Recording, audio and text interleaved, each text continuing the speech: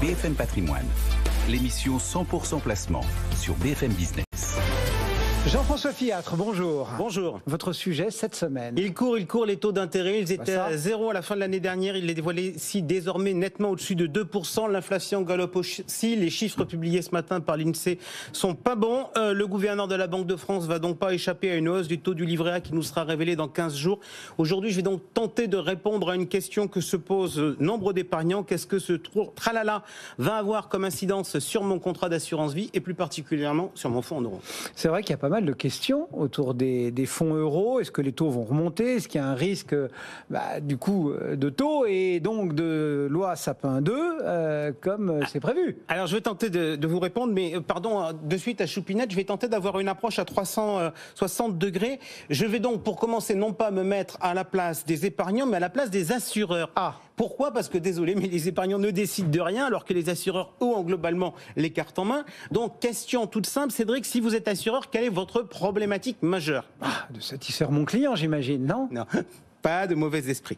Moi, assureur, mon sujet majeur, c'est ma marge de solvabilité. Quand la gestion vient me voir en me disant « Tiens, on pourrait mettre plus d'actions plutôt que des emprunts d'État pour avoir de la perf », je réponds « Attendez, ça va me coûter plus cher en marge de solvabilité, c'est-à-dire en fonds propres à mobiliser pour faire face à mes engagements. » Or, les fonds propres, ça coûte cher, donc je dis « Écoutez les gars, il va falloir y aller mollo ». La question, c'est donc la situation actuelle.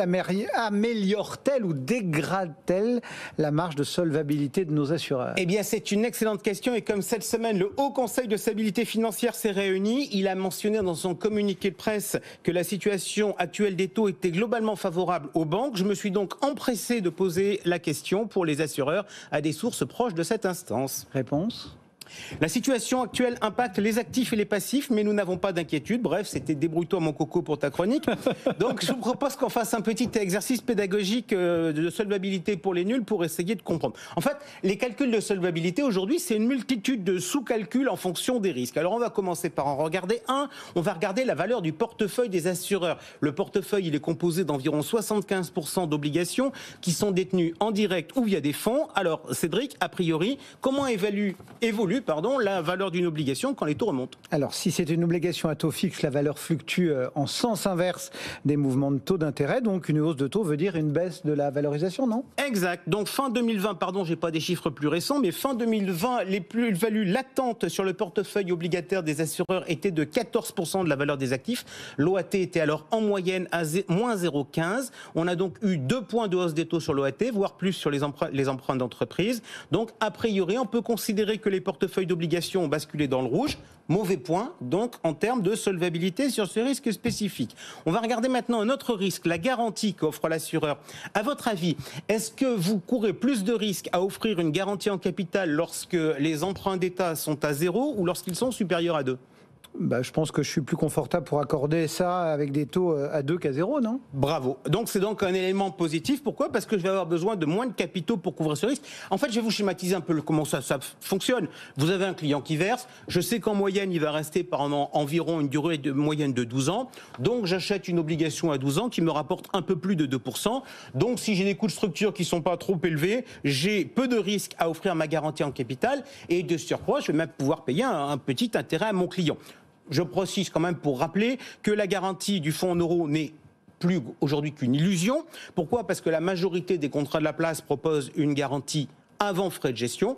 On vous explique sur marché gagnant pour savoir comment savoir la réalité sur votre contrat. En pratique, je constate quand même que les assureurs sont parvenus à se garantir de percevoir leurs frais de gestion, même si le portefeuille ne rapporte rien. Ça aussi, c'est bon pour leur solvabilité. Creusons maintenant un autre risque, s'il vous voulez bien, que le client rachète son contrat plutôt que prévu. Choupinette, qui n'avait pas l'ambition d'avoir une formation express de directrice générale de compagnie d'assurance, se dit que vous allez commencer à traiter son cas, parce que là, elle ne comprend pas grand-chose. 2 petites secondes, Choupinette, encore. L'intérêt de solvabilité, c'est justement de quantifier les choses. Tout à l'heure, je vous disais, j'achète une obligation à 12 ans face à mon client. Mais en fait, face à la crainte de la remontée des taux d'intérêt et puis à l'investissement dans des obligations d'entreprise, où les échéances sont moins longues, et bien les assureurs, ces dernières années, ils ont acheté bien plus court que 12 ans. Alors, juste pour info, c'est quand même assez intéressant, au cours des 12 prochains mois, il y a 8% de la poche de titres obligataires des assureurs français qui a vocation à être remboursée. Et je me suis amusé à regarder dans le détail, eh bien dans ces 8% qui sont remboursés, il y a plus d'obligations qui rapportent moins de 3% que d'obligations qui rapportent plus de 3%.